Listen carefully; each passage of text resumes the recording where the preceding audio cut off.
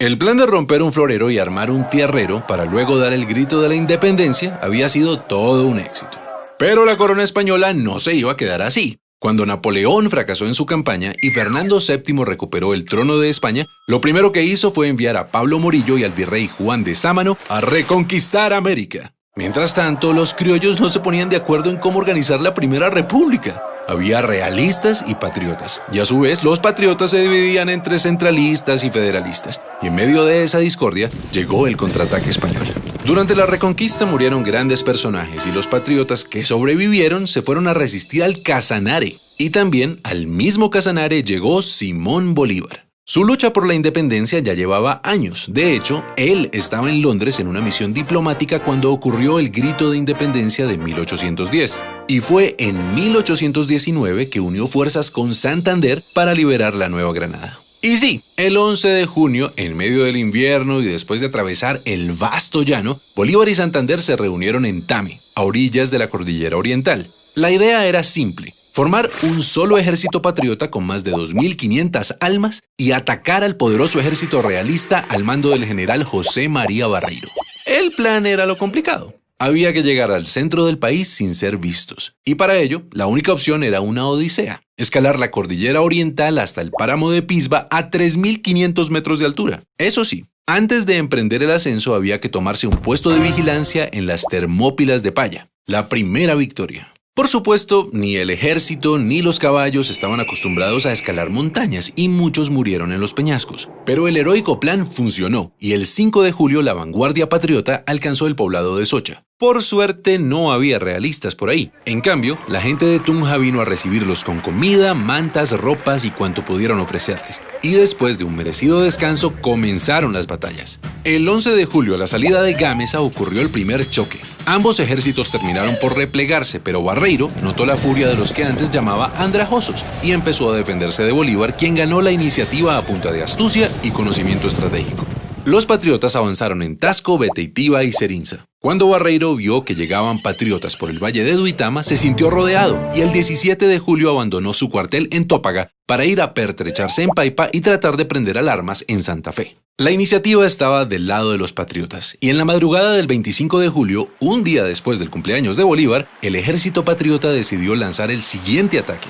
Sin embargo, cruzar el río Sogamoso en invierno no era fácil, y eso le dio tiempo a Barreiro de ubicar sus tropas en los terrenos más altos, los cerros del Picacho y el Cangrejo, desde donde se domina todo el pantano de Vargas. Los patriotas quedaron en desventaja entre el río y el ejército realista que los esperaba. Era una guerra a muerte. El combate del pantano empezó a las 10 de la mañana y fue el más sangriento. La infantería patriota con Santander al mando trató de tomarse el cerro del Picacho 4 veces, pero siempre debía retroceder hasta la quebrada de Varguitas.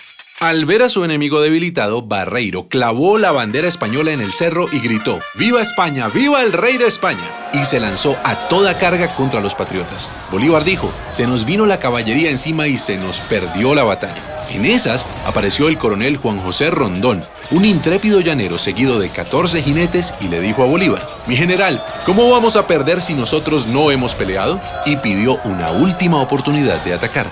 Bolívar contestó: coronel Rondón, salve a usted la patria.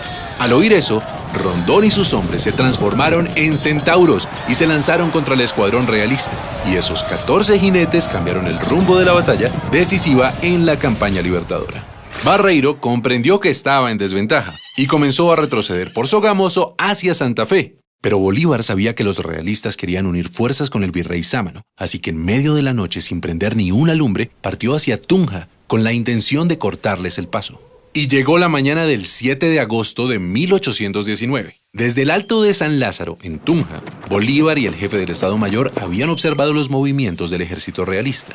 Bolívar se adelantó hasta el puente de Boyacá. Gracias a eso logró ubicarse mejor y esta vez dividió en dos a los realistas, que habían dejado una brecha entre el grueso del ejército y la vanguardia. A las 2 de la tarde, el desprevenido jefe de la vanguardia realista pensó que era un buen momento para almorzar, cuando por su espalda vio llegar a los primeros jinetes patriotas. Al principio creyó que era solo un puñado y quiso perseguirlos, pero pronto quedó asombrado. Entre la niebla vio aparecer la tropa patriota en formación de combate.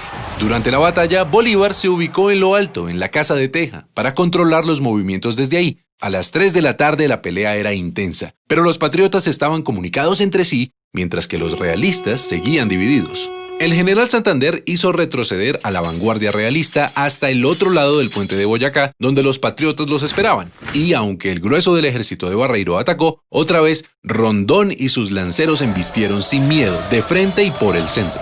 La victoria fue rápida y contundente. Barreiro fue arrestado y el ejército realista se dio por vencido. Así, a las 4 de la tarde del 7 de agosto de 1819 terminó la batalla, y con ella una travesía que abrió las puertas a la independencia de todo un continente. Celebremos la batalla de Boyacá recordando a todos aquellos hombres y mujeres que lucharon por nuestra libertad.